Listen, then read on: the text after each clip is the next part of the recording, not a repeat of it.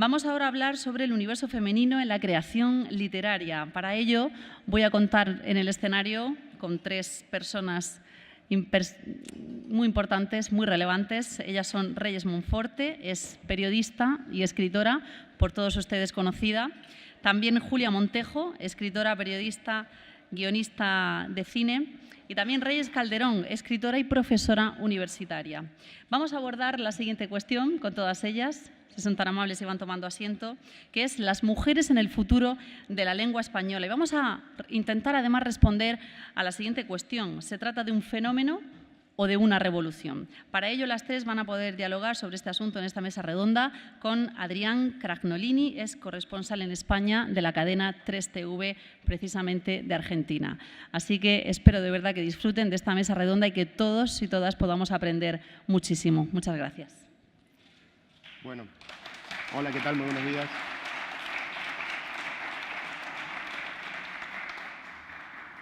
Antes de comenzar, quiero hacer una contextualización. En principio es un honor poder estar en representando la cuota, ¿eh? En este caso yo represento la cuota. Me parece muy bien. Vamos a comenzar a hacer una pequeña presentación o contextualización de esta conversación que vamos a sostener con estas tres autoras y guionistas también, lo quiero aclarar. La charla se llama Lectoras y Escritoras o el debate, fenómeno o revolución. Y vamos a tratar de analizar la incidencia que tiene, bueno, la creciente participación femenina en la creación artística dentro del español. Me he permitido abarcar este tema, tratándolo de hacer todo lo más ágil posible, abarcándolo desde el punto de vista de las autoras, los lectores y el sector. Lo que van a ver a continuación no es un listado de una preferencia personal de autoras, sino más bien una contextualización respecto a la historia reciente de las autoras, es decir, de dónde venimos. Ustedes van a ver unos nombres allí, en los distintos sectores de dónde venimos, de los tiempos recientes de la literatura femenina, o escrita por mujeres, y la actualidad. Seguro que dirán, a mí me falta esta autora, a mí me falta esta otra. Claro que sí. Lo que quiero que piensen no es en la producción literaria de estas autoras, sino más bien el contexto social en el que vivieron a partir del tiempo en el que produjeron su contenido literario. ¿De dónde venimos? Venimos de estos tiempos y de estas personas que se enfrentaron en la primera parte del siglo pasado, del siglo XX, aunque si bien algunas trascendieron esas partes, a una serie de condiciones, a una serie de limitaciones. En los tiempos recientes, estas autoras que abarcaron o surcaron más bien la segunda mitad del siglo XX. Y llegamos a la actualidad, no se lean todo esto, pero son un poco las contemporáneas de nuestras invitadas, o que más o menos coinciden en una especie de recorrido por lo que puede llegar a ser la actualidad literaria en América Latina, que es a donde quiero llegar, porque la idea sería estructurar un equilibrio entre la presencia de tres españolas, que si bien tienen su mercado en América Latina, pero que necesita de algún modo de la compensación de estas autoras, y lo repito, no son todas, por fortuna, no son todas las que están aquí. Desde el punto de vista de los lectores, según el CIS, para mis compatriotas latinoamericanos, el CIS es el Centro de Investigaciones Sociológicas de España, que preocupó a unos más que a otros con la encuesta de ayer. En España el perfil es una mujer, el perfil del lector es una mujer, urbanita, menor de 25, estudiante, profesional o en activo. 20% de españoles no leen nunca y 45% dice no hacerlo por falta de tiempo. No vamos a entrar en las profundidades de por qué le falta ese tiempo, si es para mirar a las pantallitas o porque tienen mucho trabajo y realmente no tienen tiempo de hacerlo. En cuanto al índice de lectura de libros, estas son estadísticas que, bueno, como bien se sabe en el campo de la estadística, debidamente torturadas terminan diciendo lo que cada uno quiere. Pero el índice de lectura de libros está encabezado por Argentina, España, Chile, Brasil, Colombia, Perú. Vamos disminuyendo. Eso no significa, y no lo quise agregar porque por otro lado me pareció excesivo, al fin y al cabo son los chilenos los que leen más libros, pero porcentualmente leen menos. También quería darles a conocer, fuera del campo literario, la participación de las mujeres en la vida social en América Latina. Por ejemplo, mujeres en la vida parlamentaria en América Latina. Hay un 27% de media de mujeres en los parlamentos de América Latina. Y Bolivia tiene el porcentaje más alto con un 53%, son datos actuales. Y Brasil es el más bajo con apenas el 10%. En el sector privado, de las casi 1.300 empresas que cotizan en la bolsa de 31 países de América Latina y el Caribe, solo el 37% cuenta con mujeres en sus directorios. El 73% carece de mujeres en la alta gerencia. Por ejemplo, esta es la fuente del Banco Interamericano de Desarrollo. Pero qué curioso, porque recientemente se contabilizaron simultáneamente 6 jefas de Estado ejerciendo el poder en América Latina. Casi que han desaparecido. Pero bueno, todo es cuestión de volver a empezar con la película. Desde el punto de vista estadístico, las mujeres, y esto no es sorpresa, leen hoy más que los hombres. Pero qué curioso que las 2/3 partes del analfabetismo mundial están representadas por mujeres.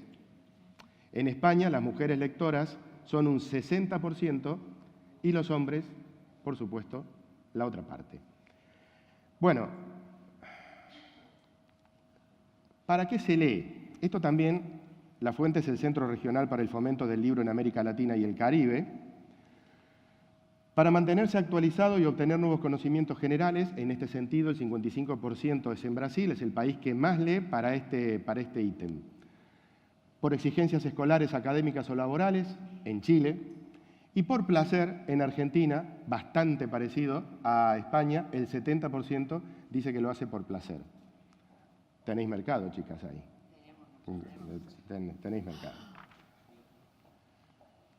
Bueno, vamos a pasar, es la última prácticamente, a analizar la situación en el sector.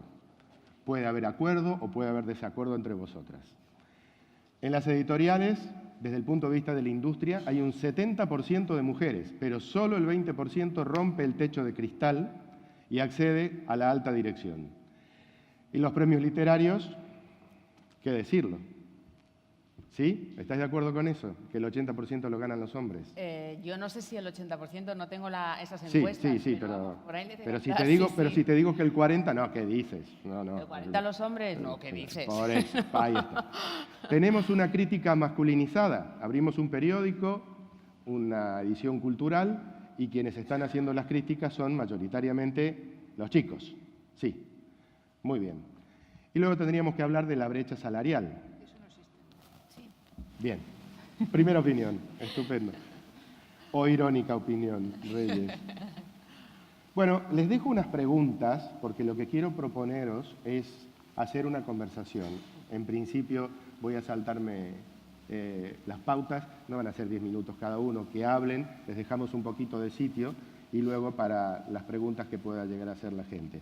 Y vamos a tratar de ir recuperando un poquito de tiempo con relación a la charla anterior, que estuvo muy interesante. Yo quería declararme en rebeldía, pero tengo el alcalde, el sector financiero, lo diplomático, y aplicando sí, por supuesto, aplicando un poquito de realismo mágico con el comisario y el sacerdote, ya toda rebeldía está abortada.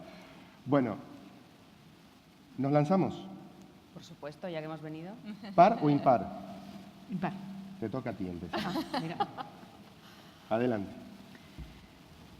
Bueno, siempre hemos sido un fenómeno las mujeres, la verdad. Hablaba antes nuestro colega colombiano de la sostenibilidad. Sin mujeres no hay sostenibilidad, no solo de la especie, sino de la vida y, por supuesto, de la felicidad. Entonces, no creo que seamos un fenómeno, que lo somos en otro contexto. Desde el punto de vista de la literatura, yo creo que hay buena literatura y literatura no tan buena. Pero yo no tengo la sensación de que haya literatura de mujeres o literatura de hombres. Es verdad que hay unos contextos o no diría yo un imaginario, pero cuando Umberto Eco en su filosofía del lenguaje distinguía entre el lenguaje como un diccionario y el lenguaje como una enciclopedia, yo siempre he pensado que tenía mucha razón. que si el lenguaje lo vemos como una enciclopedia, en las enciclopedias podemos ver en un mismo término que podemos encontrar en el diccionario, podemos encontrar un contexto muy amplio. Y entonces, dentro de la enciclopedia, habría una enciclopedia con más tinte femenino y una con menos tinte. Pero cada escritor o escritora es un mundo en sí mismo y el tinte es muy particular, ¿no? Hay escritoras de todos los géneros, escritores de todos los géneros. Para mí la escritura es un mundo mágico, fantástico, en el que uno se zambulle sin llevar mochila y dentro de la mochila está el género. Yo cuando voy con la Guardia Civil a ver escenarios de crímenes, no tengo pinta, pero lo hago porque lo necesito para mis novelas y lo paso fenomenal. Pues no me siento una profesora universitaria, ni una madre de familia numerosa, ni una señora educada en un colegio de monjas. Me siento un escritor o una escritora que va siguiendo un relato, que va en busca de un contexto. Me siento enciclopédica. Han escuchado primero ustedes a Reyes Calderón. Estoy haciendo mal mi trabajo, pero creo que encontré una manera de presentaros a las tres de esta manera. Primero hablo y después presento. Perfecto. Reyes Calderón es licenciada en Economía y Dirección de Empresas, doctora en Economía y Filosofía, y en el ámbito académico su actividad se orienta, atención, al estudio de buenas prácticas de gobierno corporativo y de estrategias de anticorrupción y transparencia. ¿No te faltaría trabajo en este sector? Desafortunadamente no. Su primera novela, Las lágrimas de Hemingway, la primera de la que forma la serie protagonizada, ¿sería tu alter ego? ¿Sería el personaje de Lola Major? Yo creo que mi personaje más bien es el del policía. Ah, muy bien. Se define como una autora de intriga, no de novela negra, y dicen algunos que cada día mata mejor. Es verdad. Yo no sé qué hago. Bueno, espero que sea en sentido figurado y siempre en los libros. Eso dice mi marido, sí. Las lágrimas de Hemingway, Los crímenes del número primo, El expediente Canaima, El último paciente del doctor Wilson, La venganza del asesino Parr, La puerta del cielo, Dispara a la luna, otras novelas, El jurado número 10, Tardes de chocolate en el Ritz, y tuvo el anticipo de colocar a su personaje como la primera mujer en la sala penal del Tribunal Supremo, cosa que luego se hizo realidad. Es decir, primero tuvimos la ficción y luego recién la realidad. Reyes Monforte. Habla tú primero, Reyes, después te presento. No me presenta, lo estás haciendo al revés todo. Claro, por supuesto. Fíjate que yo te iba a reñir, pero ya no te riño, porque si no te voy a dar la mañana. Pero no puedo estar más de acuerdo con mi tocaya, con Reyes, y seguro que Julia también. Yo creo que a todas las escritoras, las mujeres que escribimos, siempre nos hacen esta pregunta, esto de literatura femenina, y siempre nos removemos por dentro diciendo, pero ¿cómo es posible? Pero no solo la literatura. Yo recuerdo que cuando hacía radio también me preguntaban los compañeros de profesión, e incluso las compañeras de profesión, ¿tú crees que hay diferencia entre la radio que hacen las mujeres y los hombres? ¿Hay radio femenina y radio masculina? ¿O prensa femenina y prensa masculina? Y a mí me llevaban los demonios, porque decía, bueno, yo soy una periodista que escribe y da lo mismo el género que yo tenga, el resultado es lo mismo. Yo creo que quizá es por lo que tú comentabas antes, que al menos en España es verdad que las mujeres son las que más leen. No sé si son las que más libros compran, pero desde luego son las que más leen. Evidentemente. Y a lo mejor hay un sector de la población que dice, bueno, pues si las mujeres son las que más leen, seguramente compran libros de mujeres, porque curiosamente, y estoy aquí con dos compañeras que además siempre están en la lista de los más vendidos, curiosamente, la lista de los más vendidas pues suele estar encabezada a veces o no por mujeres. Es decir, que puede haber esa sensación de como las mujeres somos las que más leemos, solemos comprar también libros escritos por mujeres, pero no es así. Yo leo libros, novelas que me interesan por la temática o por la historia, sean escritas por mujeres o por hombres. Y es verdad que yo creo que acentuar esa diferenciación, que muchas veces se hace pues incluso para quedar bien o para darle protagonismo, claro, yo creo que es una discriminación que tendríamos que desterrar. Bien, la desterramos. Vale. Queda desterrada incluso. Pero no es una regañina, ¿eh? No. Era una puntualización. No, pero puede que haya sido una trampilla de mi parte. Bueno, Reyes ha dicho que es periodista y escritora y lo voy a complementar yo. Eres una mujer de radio, ¿eh? Ha dirigido y presentado distintos programas durante más de 15 años en Onda Cero y Punto Radio. Colaboradora en algunos casos, guionista en Telemadrid, Antena 3 Televisión, La 2, El Mundo Televisión, actualmente columnista en La Razón. Su primer libro, Un burka por amor, se convirtió en uno de los bestsellers de 2007, 54 ediciones, 4,5 millones de espectadores en la serie de Antena 3. Luego está Amor Cruel, La Rosa Escondida, La Infiel, Besos de Arena. La novela Una pasión rusa ganó el premio de novela histórica Alfonso X el Sabio en 2015 y el premio de novela Ciudad de Cartagena, aquí nomás, en 2017. Y has publicado, y estás de promo, La memoria de la lavanda. Exactamente. Una idea muy bonita que luego conversaremos. Y queda Julia, que yo había dicho que Julia se sentara aquí porque quería hacer luego el juego de una Julia entre dos reyes, que podría ya haber sido un título de la próxima novela. Así que, Julia, luego te presento.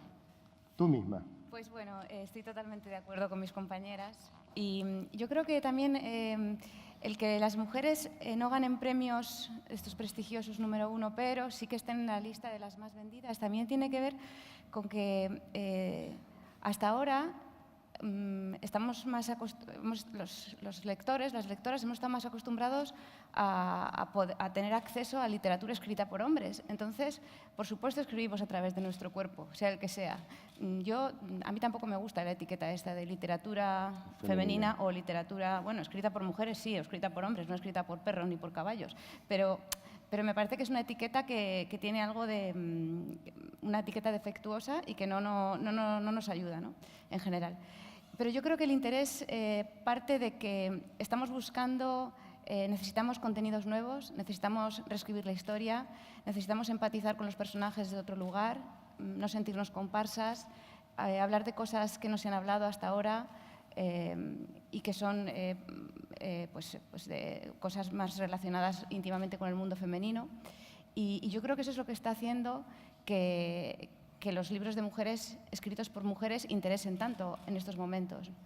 Pero vamos, como digo, yo creo que el eco ni siquiera en no solo los premios, sino a mí me da mucha rabia cuando veo los suplementos serios literarios, ¿no? Y de prestigio, que si aparece una mujer, ¿cuántas veces he escrito yo, por ejemplo, al País para decirles, pero chicos, porque son chicos, ¿qué selección hacéis? Claro. Y si aparece una mujer, generalmente está muerta, o Está es muerta. extranjera, o es muy, muy mayor y le tienen que homenajear, ¿no? Entonces, ya nos fastidia y ya estamos un poco, yo creo que estamos cansadas como de tantas otras cosas, ¿no? Es que Bueno. lee el suplemento equivocado, se va al País en vez de a los diarios de Vocento. Esto no puede ser, claro. Bueno, creo que es En como Vocento Se permite nombrar a la competencia, ¿no? Muy bien. Julia Montejo es pamplonica y no vayan a discutirle que haya un vino rosado mejor que el navarro. Estudió ballet, piano y canto y periodismo y guión, producción, dirección cinematográfica en la Universidad de California, en la UCLA. Hay que tener en cuenta que estas tres mujeres, además de ser escritoras, también son guionistas. Por lo tanto, bueno, yo no sé cuánto han tenido, y esta es la siguiente pregunta, pero permíteme que termine con tu bio. Durante su estancia en Estados Unidos escribió y dirigió la película Sin Retorno, ganó más de 20 premios internacionales, volvió a Madrid, compaginó docencia universitaria con guionista, series como 7 vidas, Mis adorables vecinos, Motivos personales, Cuestión de sexo, Gavilanes. Hasta ha escrito letras para una cantante de pop rock. Sí. Pero no la cantas. No. Vale, está bien. Es Pero para mis no generar presentaciones también he cantado, Para ¿eh? no generar expectativas, falsas expectativas. 4 novelas, Eva desnuda, finalista del Premio Plaza y Jané Ciudad de Torrevieja, Violetas para Olivia, Lo que tengo que contarte, Los abrazos oscuros. Algunos de sus libros se han traducido al francés y al italiano y me ha dicho ayer, camino desde el aeropuerto aquí en Murcia, que tiene una novela terminada. No digo nada más.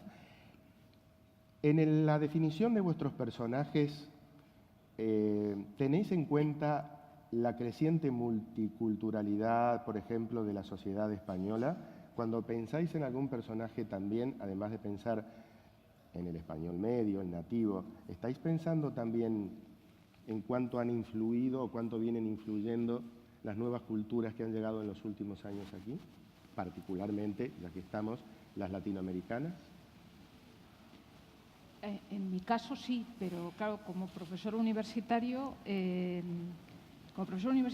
no sé si el alcalde estará de acuerdo conmigo o no, tienes una ventaja indudable, que es que siempre eres joven porque tú cambias de edad, pero los alumnos no. Entonces mantienes siempre esa frescura.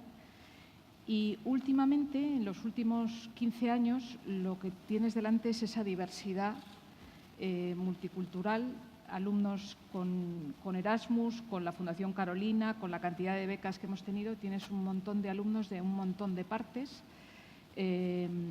Yo cuando he ido a tomarme un café, porque me he levantado muy temprano y me estaba quedando dormida, y digo, tendría que tomarme un pisco sour más que un café, pero bueno, no tenían. Y entonces, al final, esa vida es también tu vida, ¿no?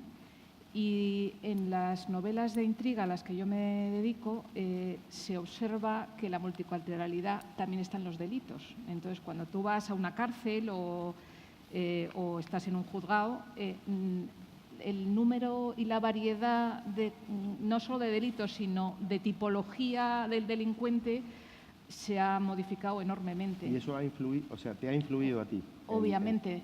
No es que matemos de distinta manera, quizá odiamos de distinta manera, pero sí que se ven los sentimientos, las razones, los impulsos, los instintos que enraizan en nuestra cultura. ¿Y ves que se van introduciendo en esos ámbitos terminologías traídas también desde allí? Terminología, no sé, por ejemplo, Sí.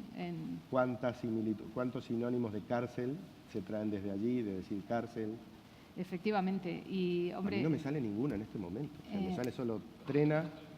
¿Y qué otra? A ver, ayúdame, compatriotas latinoamericanos. ¿El trullo es de aquí? El trullo es de aquí. No. ¿Y?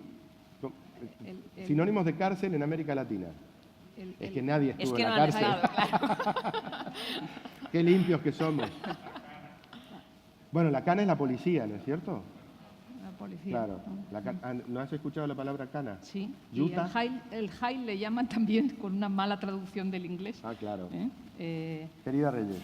Pues la verdad es que no es algo que yo vaya buscando. Yo soy una periodista que escribe y es verdad que siempre las novelas que he escrito siempre me baso en hechos reales, en historias reales. Y da la casualidad que siempre las 7 novelas que yo he escrito están protagonizadas por mujeres, pero no es algo premeditado, no es algo que yo vaya buscando.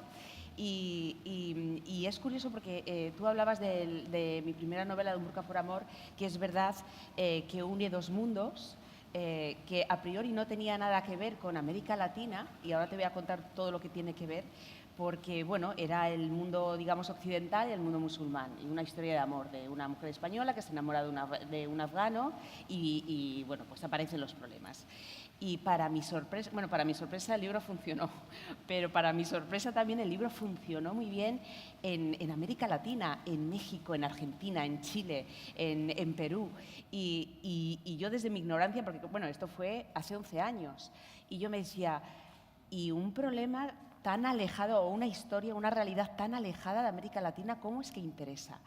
Y hablando con compañeros periodistas argentinos, mexicanos que me entrevistaban, me decían, es que las buenas historias y los buenos personajes traspasan fronteras. Sí, claro. Da lo mismo que lo ubiques en Lima, que lo ubiques en México DF, que lo ubiques en Albacete, da igual. Lo importante es que sean buenas historias y que nos lleguen. Y lo mismo me pasó, que además lo estaba hablando con el admirador que me ha salido, que estoy encantada, me ha salido un admirador, don Guillermo, muchísimas gracias.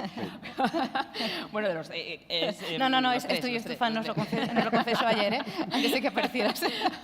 Por ejemplo, con Besos de arena, que cuenta una realidad también del Sáhara, de esos campos de refugiados de Tinduf.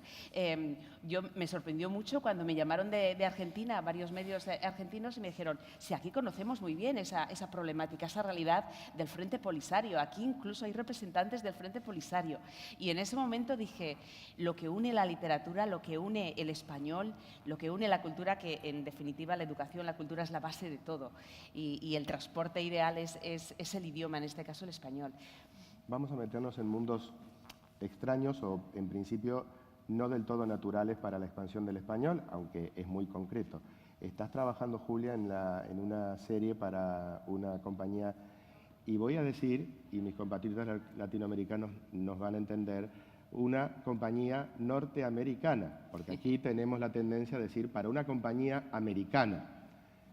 Americanos soy yo y americanos todos nosotros los latinoamericanos que venimos de aquí. Entonces, o decimos Estados Unidos o decimos Norteamérica, sin dejar de ser exactos tampoco, porque Norteamérica también es Canadá. Así que le llamamos las cosas por su nombre. No nos acordemos de bienvenido Mr. Marshall, americano. No, pero vamos a tratar de decirlo de otra manera. Julia, a partir de la experiencia que estás empezando a tener, ¿te están haciendo escribir como una española o te están cambiando un poco ciertos estilos? Sí, me estoy adaptando. Seguramente estoy trabajando en una serie para la NBC que por primera vez la NBC Universal Telemundo está lanzando, bueno, ha lanzado como un departamento de series alejado el que ha tenido siempre de diarios, de telenovelas. Y la producción en la que estoy trabajando yo es la segunda, que es de 10 episodios, una adaptación de una brasileña, y vamos a rodar entre México y Colombia. Pero lo interesante es que estamos buscando a todo el público de habla hispana, ¿no? Y esos son los 40 millones que hay en Estados Unidos y todos los demás, ¿no? Entonces, sí que ahí he tenido que adaptarme para encontrar ese español común, bueno, ese castellano común que nos une a todos, ¿no? Y está siendo muy interesante porque te das cuenta que en realidad, más allá de expresiones, de giros, de palabras, estas palabras que para nosotros son muy comunes y allí suenan a horror, o al revés, ¿no? Lo que me gusta, lo que me interesa, que es algo que sí que es una reflexión que yo sí hago con mis novelas, es que cada idioma te da una manera de pensar, ¿no?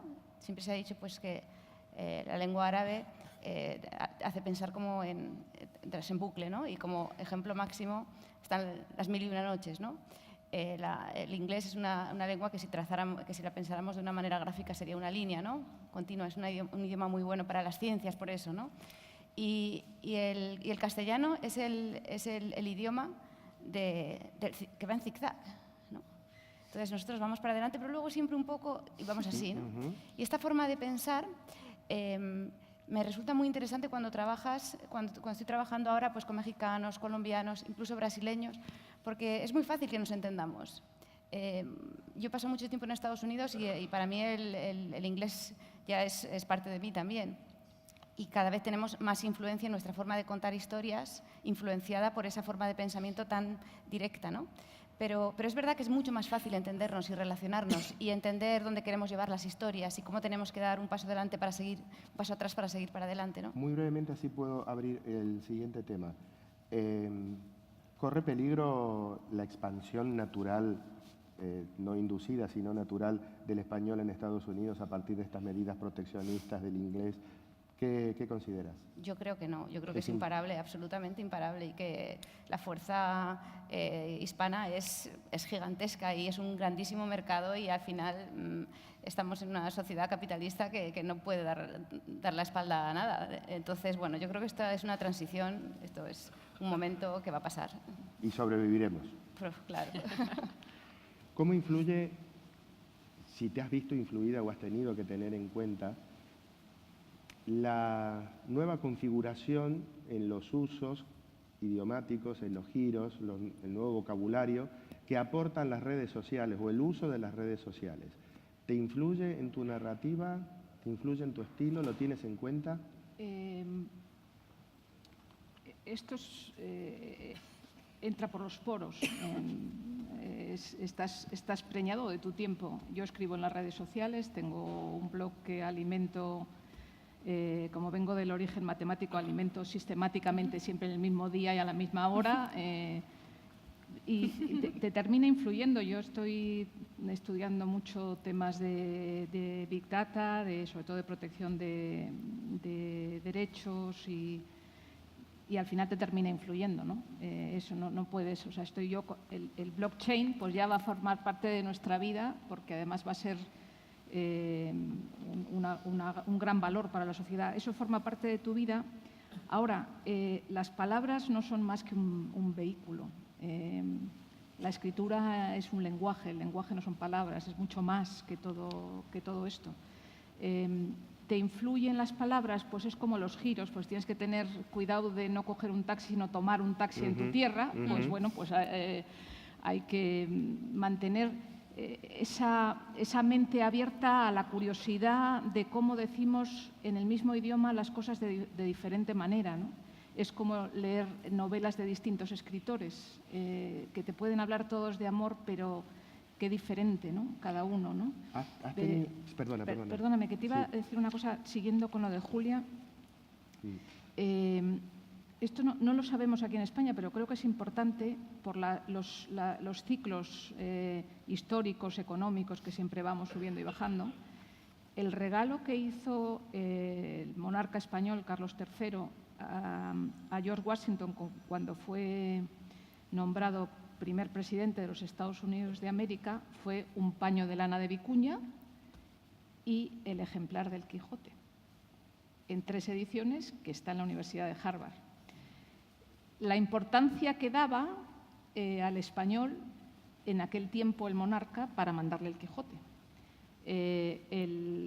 George Washington le manda una carta de agradecimiento con Quijote, con X, evidentemente, y habla de un pequeño problema con unos burros. Yo tuve que mirar varias veces el diccionario a ver si me estaba confundiendo, porque digo, ¿qué hace Washington hablando de burros, ¿no? Saco los burros porque venían de Murcia. Y entonces supongo que aquí estaremos interesados en saber por qué, ¿no? Washington tenía una plantación en Westmoreland y había oído que los burros de esta zona eran muy buenos para el campo y pidió que le mandaran un par de ejemplares. Pero nadie tuvo ese concepto de género y le mandaron 2 machos. Entonces, él, con una visión diplomática, daba las gracias por el Quijote y decía que a ver si podíamos mandarles una hembra. Y hoy en día dicen los de Westmoreland que tienen una raza autóctona de burros que no es autóctona sino de Murcia. Eso está en los archivos americanos, pero a lo mejor no hemos dado suficientes vueltas para saberlo. No es un caballo de Troya, es un burro de Murcia. Es un burro de Murcia. En el que fue el Quijote. Buenísimo aporte. Muchas gracias. Y fíjate lo que es la vida, que lo que está contando Reyes, es verdad que el monarca le regaló ese paño, esa tela, que bueno, Reyes lo sabrá, de la Real Fábrica de Paños de Brihuega, de Guadalajara, que estabas hablando antes de la memoria de la lavanda, que está allí el escenario, y fíjate cómo todo está unido. Y es curioso, aunque lo de los burros de Murcia... eso tiene una novela, Eso tiene una novela. Tiene un pase. Cuando estás escribiendo, en algún momento encuentras, uy, qué complejo que está esto, si me lo va a leer un chaval de 24 años no me lo va a entender. ¿Te autolimitas? No. En mi caso, no puedes estar permanentemente pensando en el perfil del lector que vas a tener, porque entonces no terminarías jamás la novela y sería una locura. Igual Lo dije en sentido figurado. Sí, Digo, no. En cuanto a la influencia de la vida digital o de los nativos digitales, que tienen 24, 26, 17... Sí, la edad que tenga. No, realmente no. En la narrativa yo creo, al menos, yo también utilizo bastante las redes sociales porque hay que estar en el mundo. Tampoco hay que obsesionarse con ellas, pero hay que coger la parte buena. A la hora de ponerte a escribir un libro, yo al menos no lo tengo en cuenta. Hombre, también depende de en qué época de la historia esté situada la trama. Pero para lo que sí se utiliza las redes sociales, yo al menos, es para el momento de la promoción, claro, de vendérselo al público. Y está muy bien porque gracias a las redes, yo soy una gran defensora de las redes sociales, siempre que se utilicen bien, porque gracias a Facebook, a Twitter, a Instagram, que el lector, el autor, en este caso, pues yo, se pone en contacto con lectores en América Latina y eso te da una gran alegría. Yo ayer que los compañeros de La Verdad pues sacaron una entrevista, decía eso, es que hay verdadera sed de lectura sed de leer en América Latina y no somos conscientes del tesoro que tenemos allí. Muchas veces nos creemos que, bueno, porque publicamos aquí, pues nos leen aquí y ya está. Y no, allí tienen esa sed de lectura muy pronunciada. Nos quedan 5 minutos Vale. y quiero hacer 3 cosas. ¿Me acompañáis? Preguntarle a Julia sobre lo mismo y tratar de introducir una última preguntita en la que pido que autoeditéis vuestras declaraciones. Si a medida que la vais diciendo, la vais editando. Julia. Sí, yo creo que sí que han influido mucho las redes sociales, pero sobre todo la necesidad de inmediatez y que todo sea mucho más rápido, ¿no? Y, no sé, yo utilizo los veranos muchas veces para leer autores totalmente, bueno, que ya no se leen, que nadie se coge un libro de Papini hoy en día, porque, madre mía. Y te das cuenta cómo es que hay mucha oferta cultural y es mucho más fácil sentarte a ver una serie que leer muchas de sus libros, ¿no? Entonces, yo sí que le pido a la literatura hoy que, para empezar, sea entretenida. Y luego le pido más. Pero eso debería de, para mí es, per se, la literatura tiene que tener eso hoy, porque si no, no llegas. Y al final es una forma de comunicarte. Si no vas a llegar a tu público, pues es un acto un poco inútil, ¿no? Pero yo creo que sí que nos ha influido, no porque nos lo planteemos, voy a tener un público con poca paciencia, sino porque nosotras mismas al escribir ya también somos lectoras. Y yo creo que esto es un poco para mí es un asunto un poco delicado, porque tienes que llegar a ese equilibrio entre contar algo profundo de una manera sencilla y que realmente la literatura y la narrativa sea un vehículo en el que te puedes montar y no tener un montón de obstáculos, ¿no? De hecho, los últimos años, todos los libros que me han llegado mucho son libros que son de muy fácil acceso. Incluso libros que sean como, no sé, como muy profundos o muy psicológicos, pero son todos de fácil acceso y eso es de agradecer y yo creo que eso es un buen momento para la literatura contemporánea, ¿no? Pero definitivamente que estamos todos, es como cuando al principio del cine, ¿no? Veíamos películas y la gente iba y se sentaba y veía un tren que entraba en una estación y no pasaba nada. Y ahora es todo un bombardeo, ¿no? Pues la literatura es igual, la nueva adaptación a los tiempos. Y nos quedan 3 minutos. 1 minuto cada una, lo podéis hacer. Yo voy a robar lo menos posible en plantear la pregunta. La llegada o el incremento de la literatura escrita por mujeres, la gradual importancia, ¿en qué medida creéis que puede enriquecer el idioma? Julia. No sé, yo creo que un hombre y una mujer pueden escribir igual de bien y tener la misma riqueza de vocabulario y yo creo que más que enriquecer el idioma va a ser diversificarlo, reescribir la historia y aparecer en lugares donde no hemos estado o hemos sido invisibilizadas, pero creo que tiene más que ver con eso que con el idioma. Creo que el idioma es algo que compartimos todos y es para todos igual. Reyes. Muy bien, Julia. Estoy completamente de acuerdo. El idioma está ahí y depende de quién lo use y cómo lo use, si lo hace bien o si lo hace mal. Y si es una mujer, pues como si es un hombre. Si lo hace bien, si lo hace mal, lo hace mal. Yo me sumo a la unanimidad, pero sí que creo que desde que escribimos mujeres junto a hombres hemos enriquecido mucho el mundo de los detalles, ¿no? El mundo de los detalles. Y el mundo quizá de los sueños, ¿no? Que no te pille la muerte con los sueños intactos, ¿no? Que decía Álvaro Mutis. Esa parte de los sueños que quizá muchos hombres no se atrevían a dar el salto a contarlos, se ha abierto mucho al entrar mujeres que no hemos tenido no nos hemos puesto barreras de entrada, ¿no? A nosotros mismos. Les agradezco muchísimo haberse ceñido además al tiempo, chicas de radio, chicas de guionistas, televisión, en fin. Voy a cerrar muy brevemente con una frase que me gustó muchísimo de una editora argentina, Yolanda Batallé, que se preguntaba ¿cómo serían los cuentos de Borges si hubiera nacido mujer? Y Rayuela, ¿cómo hubiera contado una voz femenina la historia de Macondo? Hoy esas preguntas nos parecen extrañas, ¿no es cierto? Quizás pronto no lo sean. Muchísimas gracias a todos. Muy amables. Gracias.